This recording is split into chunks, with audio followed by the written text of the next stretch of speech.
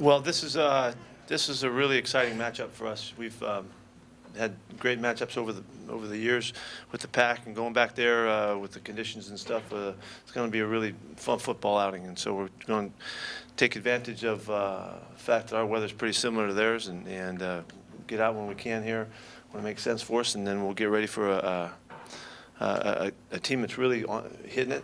They've really turned their season around, and they're fired up about it and looking good, and had a couple great games in a row, looking sharp, and we can see all the best.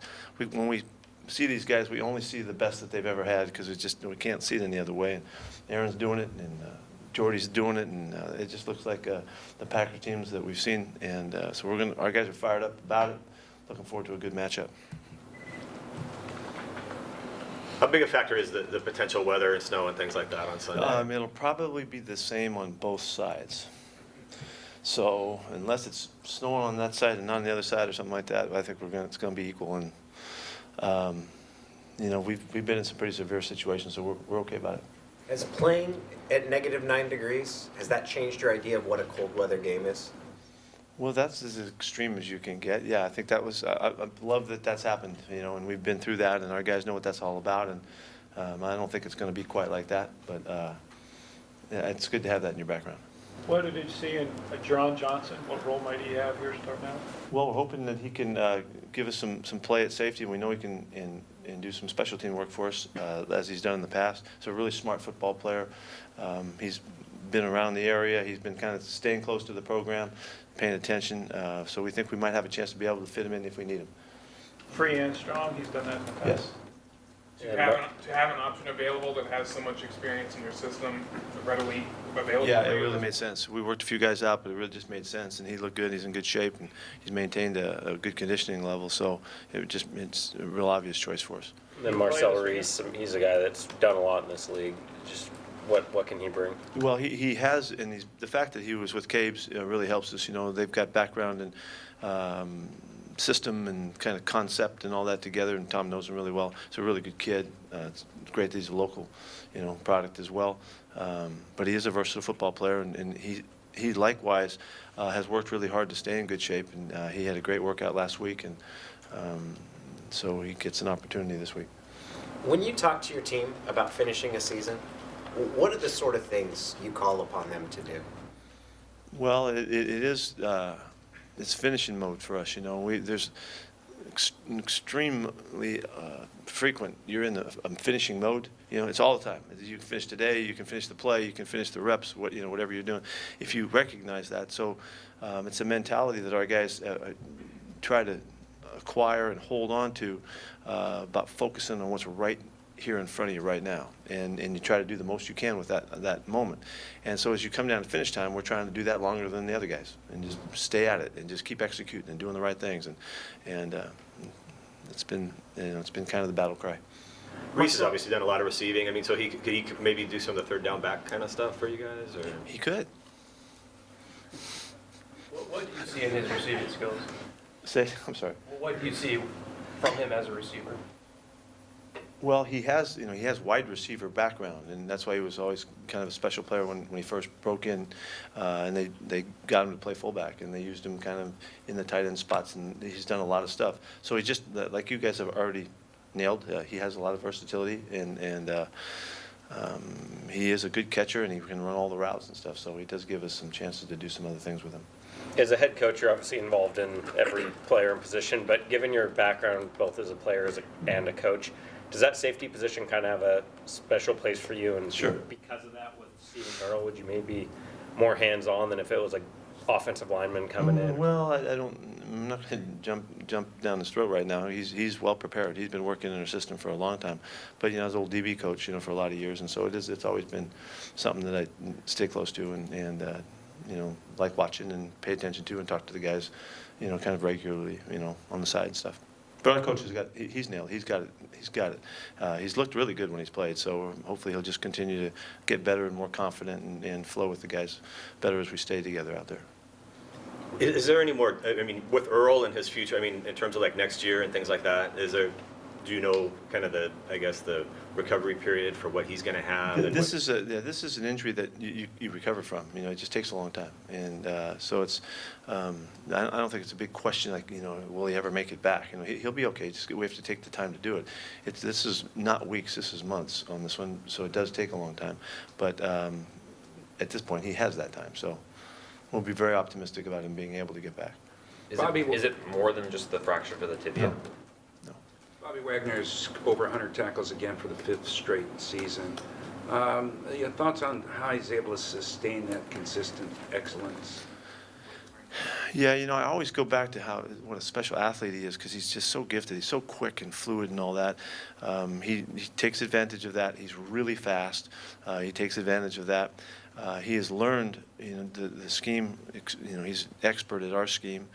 He understands the NFL now, and he understands principles and routes and concepts and formations and all that stuff better than ever. You know, so he's the best he's ever been, and I think it's marvelous testimony to the person that he is too. He's got great skills, but he's got great character to go ahead and keep coming back and keeping his game sharp and growing with it and maturing, you know, with the experience that he's had. And, you know, he's a marvelous team member. Cam, since he came back from that injury, has a couple of picks, bunch of tackles. Just with the amount of time he missed, the way he's just jumped back, what's he meant to the defense? Yeah, well, he's been, you know, he's huge, and as we, you know, documented about his leadership alone, that he still led us when he was off the field, but it's much more powerful when, you know, you're making the plays and making the hits, and he's been a significant factor. He looks to be at his best. It looks like this is the best he's been. He looks the quickest. He's healthy. He's been just as dynamic with his hits and the plays that he's made, but he just seems to be like all of that is firing, you know, on a great cylinder right now, and he's doing well. So it's great to see. Tyler Lockett had such a big night on Sunday, and it looked like before in the season he was kind of being used downfield, a lot of downfield targets. And this game, he got the ball in a lot of different ways. Was that a concerted effort to just kind of change up how he was being used, or was that just the game plan? No, well, we've been trying. We believe that he can do everything. You know, he can do all the inside routes with great quickness and feel. He's a terrific downfield guy, and he makes tough catches too. So we don't have any restrictions on how we use him, and haven't since you know, about 2/3 of the way through this first year. Pete, what's worked so well with the multiple tight end sets? Has he only been here 2 years? Is that it? Yeah. Oh, gosh, it seems like he's been there longer than that. Yeah. You guys have had some explosive plays with the 2 and 3 tight end sets the past few weeks. Just what makes those sets tough to defend? There's a variety of ways that you can, you know, deploy those guys formation wise, and our guys are versatile and they can do a lot of stuff, and it just makes another aspect of the offense become a problem, you know, for your opponent to prepare for. And our guys are pretty good at, you know, deploying the guys and all. It's a nice asset to have 3 legitimate tight ends that can all do stuff, and so we're trying to utilize that. How has Nick Vinette kind of progressed? He had a couple catches for you last week. How was he fit? He looked really good. Yeah, that was his best performance last week, and he blocked well too.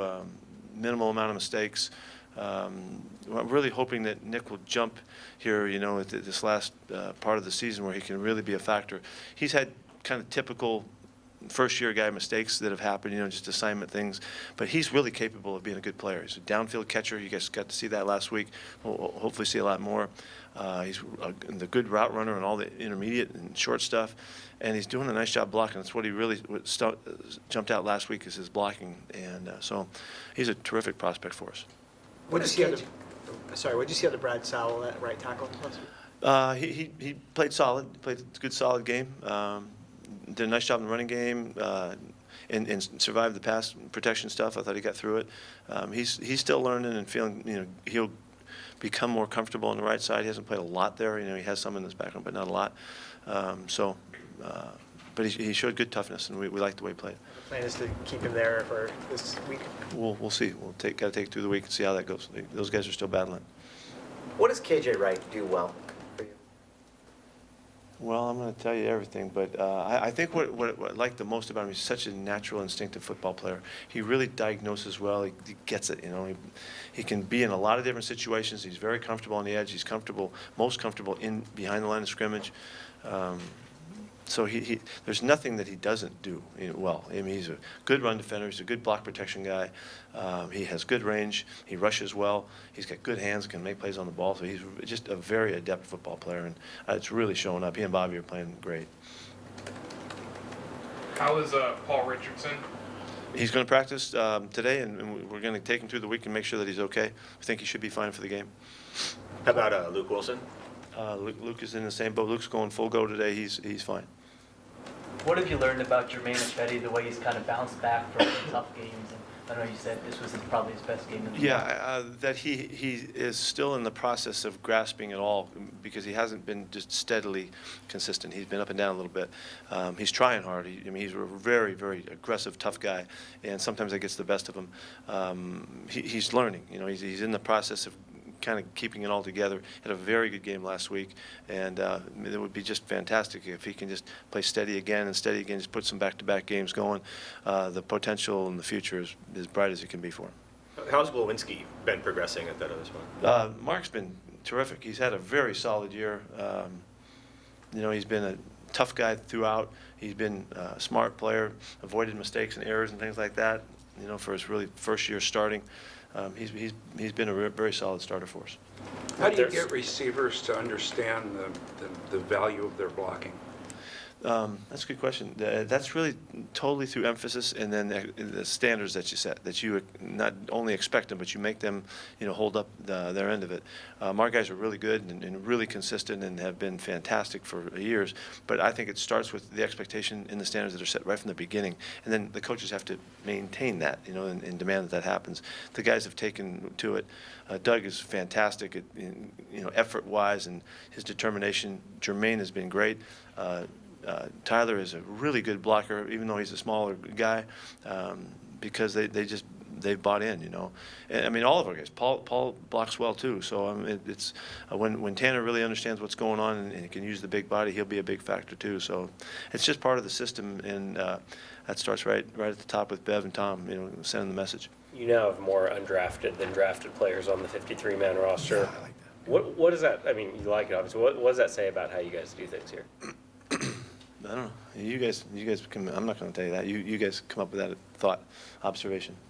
Okay, then why do you like it? Because that means that we've chosen guys on the team that that bring the right stuff. That have the right attitude, that have the right kind of grit, the mentality, as well as the ability, to persevere and hang on and fight through the challenges of being kind of an underdog guy coming in. We don't treat them like underdogs, but I know they think they are. They feel like that when they start here.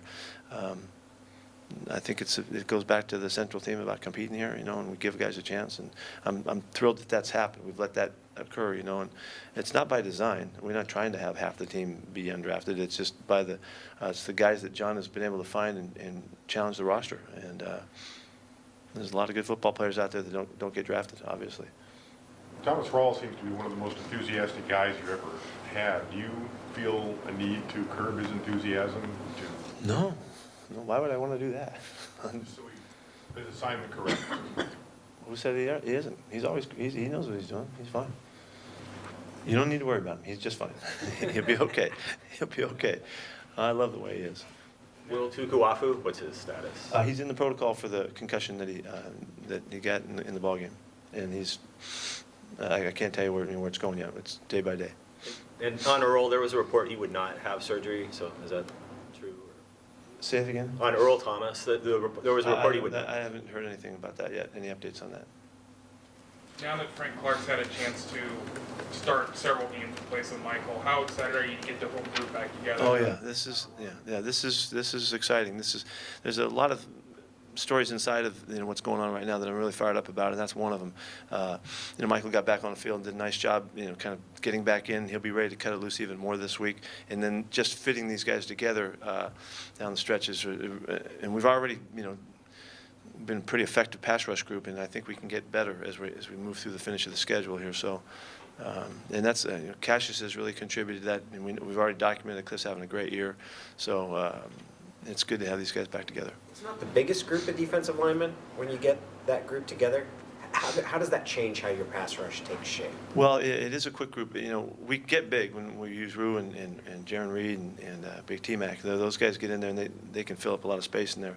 But when we do go to the pass rush time, we're very athletic and there's a lot of flexibility in where the guys can play. They all can play inside and outside, and we use them accordingly, based on game plan and matchups and stuff like that. And so it gives us a lot of flexibility. And I would think it's pretty hard to zero in on, who a lineman's going to get, how we're going to rush them. We're giving them a lot of change-ups to deal with. Seems like Cassius Marsh has been playing more inside the last few weeks. Yeah, he has. He's just such a hard, playing football player. He just goes for it, and he gives you such great effort that it's hard to get him off the field. He just gives you everything you want. And there's times when he gets, physically in a bad matchup with a guard and stuff like that. There's times when that happens, but we're trying to utilize the quickness and the savvy that this group brings to make it difficult on the offense. Do you have a dress code like the Panthers do? We have a dress code. I didn't answer the second part of that. Right? We have a dress code. What do you think about how that was handled with no tie? I have no thoughts. They do whatever they want to do, however they want to do it. No opinion. Does Brock Coyle have a chance to get back this week? Yes, he does.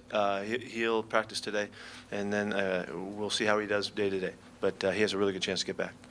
On the quick pass rush, Pete, when did you become a proponent of that might be the way to go on pass? All the way back to, I think I was probably most heavily influenced all the way back to Minnesota days. When Paul Wiggin was coaching the defensive line, and Monty was there, Monty Kiffin was there, and Floyd Peters, those guys were all pass rush guys. And it was always about movement and quickness and also, the versatility of the guys. And so that's the first time I was ever really got involved with it. Even though I'd coached a long time, that was when pass rush was really like, the most important aspect of our play. Even Floyd was crazy about it, and Wig was crazy about it, and so the emphasis kind of came from back then. Anything else? Thank you. Okay.